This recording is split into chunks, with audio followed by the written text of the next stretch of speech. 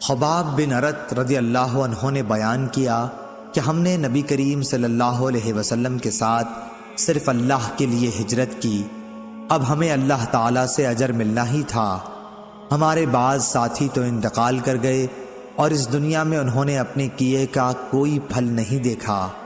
معصب بن عمیر رضی اللہ عنہ بھی انہی لوگوں میں سے تھے، اور ہمارے بعض ساتھیوں کا میوہ پک گیا اور وہ چن چن کر کھاتا ہے۔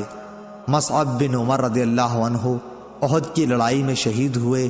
ہم کو ان کے کفن میں ایک چادر کے سوا اور کوئی چیز نہ ملی، اور وہ بھی ایسی کہ اگر اس سے سر چھپاتے ہیں تو پاؤں کھل جاتا ہے، اور اگر پاؤں ڈھکتے تو سر کھل جاتا۔ آخر یہ دیکھ کر نبی کریم صلی اللہ علیہ وسلم نے ارشاد فرمایا کہ سر کو چھپا دیں اور پاؤں پر سبز گھاس ازخر نامی ڈال دیں۔ صحیح بخاری حدیث نمبر 1276۔ عبدالعزیز بن ابی حازم نے بیان کیا، ان سے ان کے باپ نے اور ان سے سہل رضی اللہ عنہ نے، کہ ایک عورت نبی کریم صلی اللہ علیہ وسلم کی خدمت میں ایک بنی ہوئی حاشیہ دار چادر آپ کے لیے تحفہ لائی۔ سہل بن سعد رضی اللہ عنہ نے حاضرین سے پوچھا کہ تم جانتے ہو چادر کیا؟ لوگوں نے کہا کہ جی ہاں، شملہ۔ سہل رضی اللہ عنہ نے کہا کہ ہاں شملہ، تم نے ٹھیک بتایا۔ خیر، اس عورت نے کہا کہ میں نے اپنے ہاتھ سے اسے بنا ہے اور آپ صلی اللہ علیہ وسلم کو پہنانے کے لیے لائی ہوں۔ نبی کریم صلی اللہ علیہ وسلم نے وہ کپڑا قبول کیا۔ آپ صلی اللہ علیہ وسلم کو اس کی اس وقت ضرورت بھی تھی، پھر اسے ازار کے طور پر باندھ کر آپ صلی اللہ علیہ وسلم باہر تشریف لائے تو ایک صاحب عبد الرحمن بن عوف رضی اللہ عنہ نے کہا کہ یہ تو بڑی اچھی چادر ہے، یہ آپ صلی اللہ علیہ وسلم مجھے پہنا دیجئے۔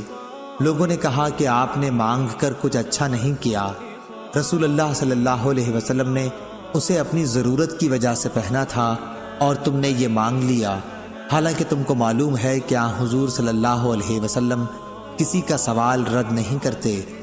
عبد الرحمن بن عوف رضی اللہ عنہ نے جواب دیا کہ خدا کی قسم، میں نے اپنے پہننے کے لیے آپ صلی اللہ علیہ وسلم سے یہ چادر نہیں مانگی تھی، بلکہ میں اسے اپنا کفن بناؤں گا۔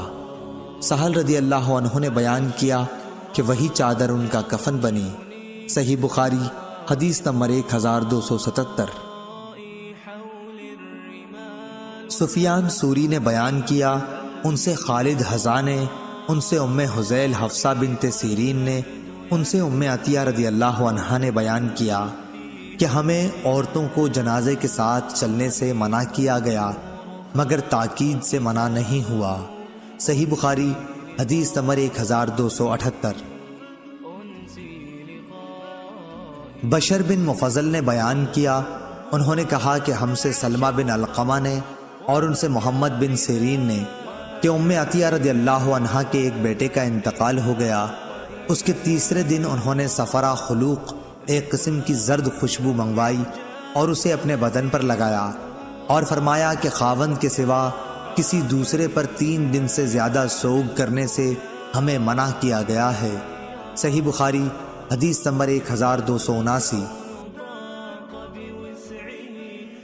حمید بن نافع نے زینب بنت ابی سلمہ سے خبر دی کہ ابو سفیان رضی اللہ عنہ کی وفات کی خبر جب شام سے آئی تو ام حبیبہ رضی اللہ عنہا ابو سفیان رضی اللہ عنہ کی صاحبزادی اور ام المومنین نے تیسرے دن صفرہ خوشبو منگوا کر اپنے دونوں رخساروں اور بازوؤں پر ملا اور فرمایا کہ اگر میں نے نبی کریم صلی اللہ علیہ وسلم سے یہ نہ سنا ہوتا کہ کوئی عورت جو اللہ اور آخرت کے دن پر ایمان رکھتی ہو، اس کے لیے جائز نہیں کہ وہ شوہر کے سوا کسی کا سوگ 3 دن سے زیادہ منائے، اور شوہر کا سوگ 4 مہینے 10 دن کرے، تو مجھے اس وقت اس خوشبو کے استعمال کی ضرورت نہیں تھی۔ صحیح بخاری حدیث نمبر 1280۔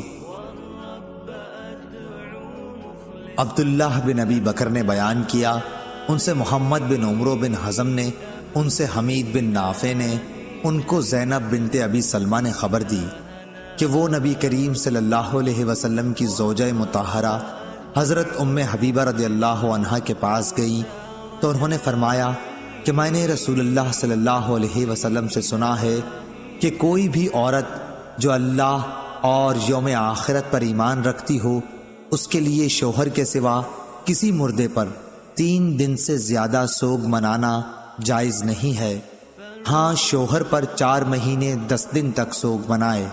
صحیح بخاری حدیث نمبر 1281۔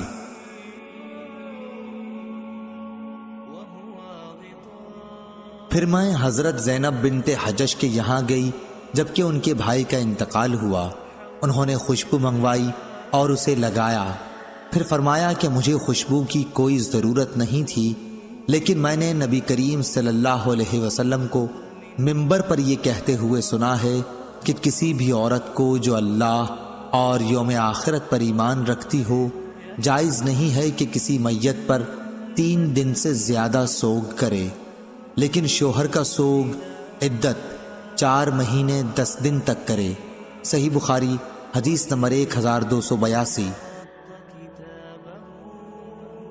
ثابت نے بیان کیا اور ان سے حضرت انس بن مالک رضی اللہ عنہ نے کہ نبی کریم صلی اللہ علیہ وسلم کا گزر ایک عورت پر ہوا جو قبر پر بیٹھی ہوئی رو رہی تھی۔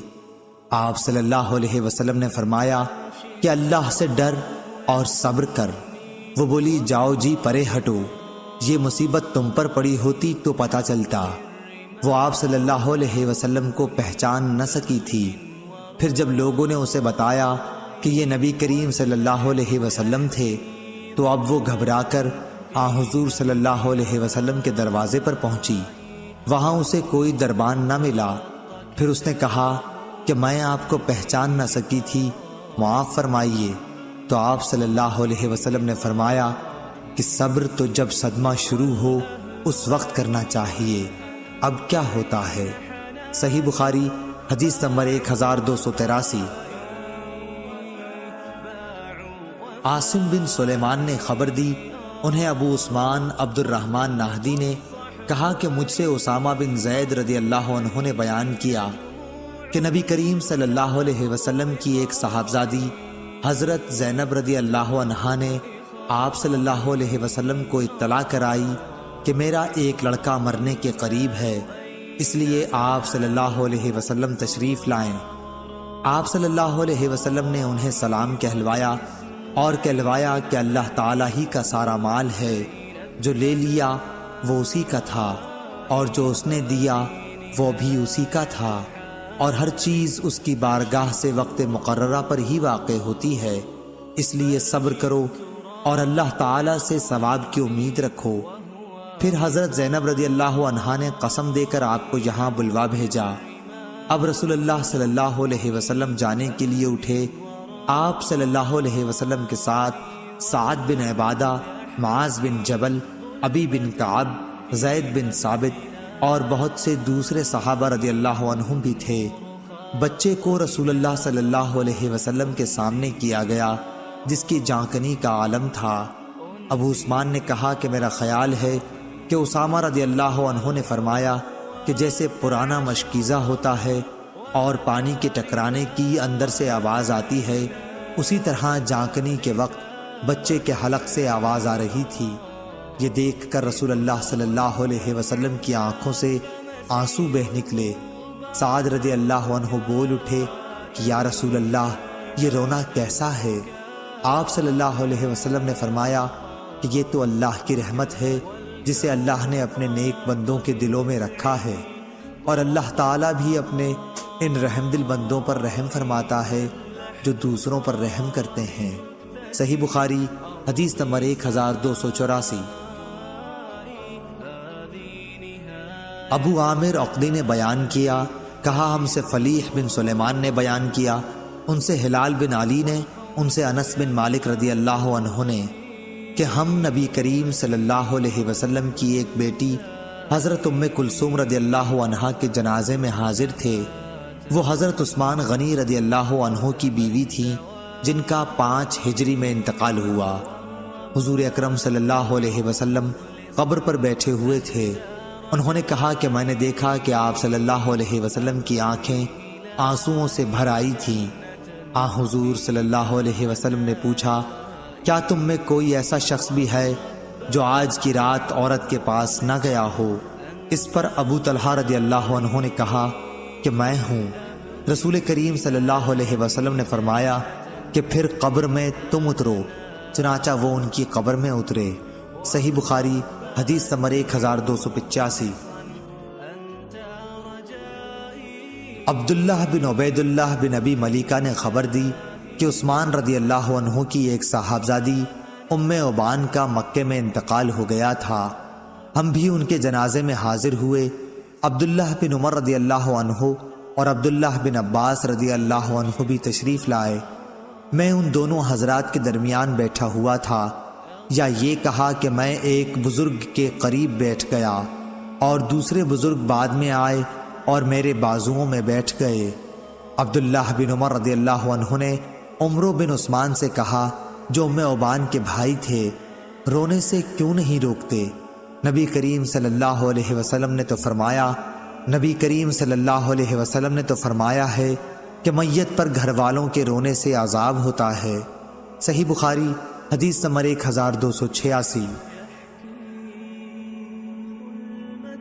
اس پر عبداللہ بن عباس رضی اللہ عنہ نے بھی تائید کی کہ عمر رضی اللہ عنہ نے بھی ایسا ہی فرمایا تھا۔ پھر آپ بیان کرنے لگے کہ میں عمر رضی اللہ عنہ کے ساتھ مکے سے چلا۔ جب ہم بیدا تک پہنچے تو سامنے ایک ببول کے درخت کے نیچے چند سوار نظر پڑے۔ حضرت عمر رضی اللہ عنہ نے کہا کہ جا کر دیکھو تو صحیح یہ کون لوگ ہیں؟ ان کا بیان ہے کہ میں نے دیکھا تو صہیب رضی اللہ عنہ تھے۔ پھر جب اس کی اطلاع دی تو آپ نے فرمایا کہ انہیں بلا لاؤ۔ میں صہیب رضی اللہ عنہ کے پاس دوبارہ آیا اور کہا کہ چلیے امیر المؤمنین بلاتے ہیں۔ چنانچہ وہ خدمت میں حاضر ہوئے۔ خیر یہ قصہ تو ہو چکا۔ پھر جب حضرت عمر رضی اللہ عنہ زخمی کیے گئے تو صہیب رضی اللہ عنہ روتے ہوئے اندر داخل ہوئے۔ وہ کہہ رہے تھے، ہائے میرے بھائی، ہائے میرے صاحب۔ اس پر عمر رضی اللہ عنہ نے فرمایا کہ صہیب، تم مجھ پر روتے ہو، تم نہیں جانتے کہ رسول اللہ صلی اللہ علیہ وسلم نے فرمایا تھا کہ میت پر اس کے گھر والوں کے رونے سے عذاب ہوتا ہے۔ صحیح بخاری حدیث نمبر 1287۔ ابن عباس رضی اللہ عنہ نے فرمایا کہ جب عمر رضی اللہ عنہ کا انتقال ہو گیا تو میں نے اس حدیث کا ذکر عائشہ رضی اللہ عنہا سے کیا۔ انہوں نے فرمایا کہ رحمت عمر پر ہو، بخدا رسول اللہ صلی اللہ علیہ وسلم نے یہ نہیں فرمایا ہے کہ اللہ مومن پر اس کے گھر والوں کے رونے کی وجہ سے عذاب کرے گا، بلکہ حضرت صلی اللہ علیہ وسلم نے یوں فرمایا کہ اللہ تعالیٰ کافر کا عذاب اس کے گھر والوں کے رونے کی وجہ سے اور زیادہ کر دیتا ہے۔ اس کے بعد کہنے لگیں کہ قرآن کی یہ آیت تم کو بس کرتی ہے کہ کوئی کسی کے گناہ کا ذمہ دار اور اس کا بوجھ اٹھانے والا نہیں۔ اس پر ابن عباس رضی اللہ عنہ نے اس وقت یعنی ام عبان کے جنازے میں سورہ نجم کی یہ آیت پڑھی، اور اللہ ہی ہنساتا ہے اور وہی رلاتا ہے۔ ابن ابی ملیکہ نے کہا کہ خدا کی قسم، ابن عباس کی یہ تقریر سن کر ابن عمر رضی اللہ عنہ نے کچھ جواب نہیں دیا۔ صحیح بخاری حدیث نمبر 1288۔ امام مالک نے خبر دی، انہیں عبداللہ بن ابی بکر نے، انہیں ان کے باپ نے اور انہیں عمرہ بنت عبد الرحمن نے۔ انہوں نے نبی کریم صلی اللہ علیہ وسلم کی بیوی حضرت عائشہ رضی اللہ عنہا سے سنا۔ آپ نے کہا کہ نبی کریم صلی اللہ علیہ وسلم کا گزر ایک یہودی عورت پر ہوا جس کے مرنے پر اس کے گھر والے رو رہے تھے۔ اس وقت آپ صلی اللہ علیہ وسلم نے فرمایا کہ یہ لوگ رو رہے ہیں حالانکہ اس کو قبر میں عذاب کیا جا رہا ہے۔ صحیح بخاری حدیث نمبر 1289۔ علی بن مسہر نے بیان کیا، ان سے ابو اسحاق شیبانی نے، ان سے ابو بردہ نے اور ان کے والد ابو موسیٰ اشعری نے کہ جب حضرت عمر رضی اللہ عنہ کو زخمی کیا گیا تو صہیب رضی اللہ عنہ یہ کہتے ہوئے آئے، ہائے میرے بھائی، اس پر حضرت عمر رضی اللہ عنہ نے فرمایا کہ تجھ کو معلوم نہیں کہ نبی صلی اللہ علیہ وسلم نے فرمایا ہے کہ مردے کو اس کے گھر والوں کے رونے سے عذاب کیا جاتا ہے۔ صحیح بخاری حدیث نمبر 1290۔ ابو نعیم نے بیان کیا، کہا کہ ہم سے سعید بن عبید نے، ان سے علی بن ربیعہ نے اور ان سے مغیرہ بن شعبہ رضی اللہ عنہ نے کہ میں نے نبی کریم صلی اللہ علیہ وسلم سے سنا، آپ فرماتے تھے کہ میرے متعلق کوئی جھوٹی بات کہنا عام لوگوں سے متعلق جھوٹ بولنے کی طرح نہیں ہے۔ جو شخص بھی جان بوجھ کر میرے اوپر جھوٹ بولے وہ اپنا ٹھکانہ جہنم میں بنا لے۔ اور میں نے نبی کریم صلی اللہ علیہ وسلم سے یہ بھی سنا کہ کسی میت پر اگر نوحہ و ماتم کیا جائے تو اس نوحے کی وجہ سے بھی اس پر عذاب ہوتا ہے۔ صحیح بخاری حدیث نمبر 1291۔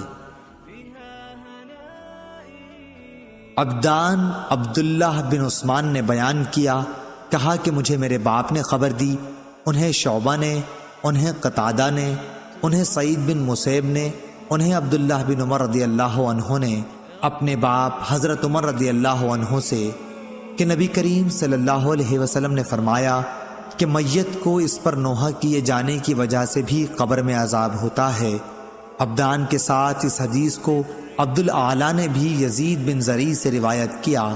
انہوں نے کہا ہم سے سعید بن ابی عروبہ نے بیان کیا، کہا ہم سے قتادہ نے اور آدم بن ابی ایاس نے شعبہ سے یوں روایت کیا کہ میت پر زندہ کے رونے سے عذاب ہوتا ہے۔ صحیح بخاری حدیث نمبر 1292۔